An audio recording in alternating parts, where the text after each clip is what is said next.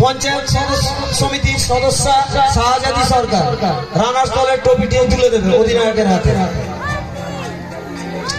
জোরে হাততালি। হাওড়া জেলার পাঁচলা থানার অন্তর্গত জিলা স্পোর্টিং ক্লাবের 3 দিনব্যাপী সাংস্কৃতিক অনুষ্ঠান এবং সমাজ কল্যাণমূলক কর্মসূচি, রক্তদান শিবির, এছাড়া ক্রীড়া প্রতিযোগিতা এবং বসে আঁকো প্রতিযোগিতা ছাড়াও আরও অনেক কর্মসূচি।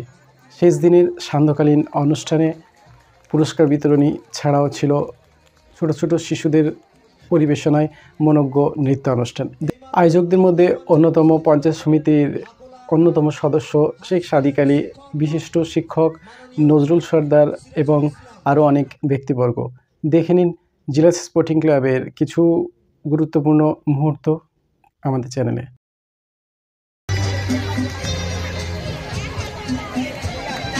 আমাদের অনুষ্ঠান 3 দিন ধরে চলেছে।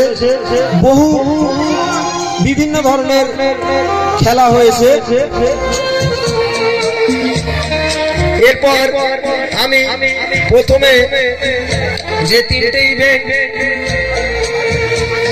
রবিবার বিকালে হয়েছিল সেই ইভেন্টগুলি, তো ছোট্ট পরিসরের মধ্যে কারবা জিলা স্পোর্টিং ক্লাব প্রতি বছর আমি দেখেছি অত্যন্ত উৎসাহের সঙ্গে এবং তাদের ক্লাব সদস্যরা এবং যত কর্মী আছে অত্যন্ত উৎসাহের সঙ্গে এই দিনটার জন্য অপেক্ষা করে যে আমরা এই সময়টা কবে আসবে আর আমরা এই খেলায় অংশগ্রহণ করব।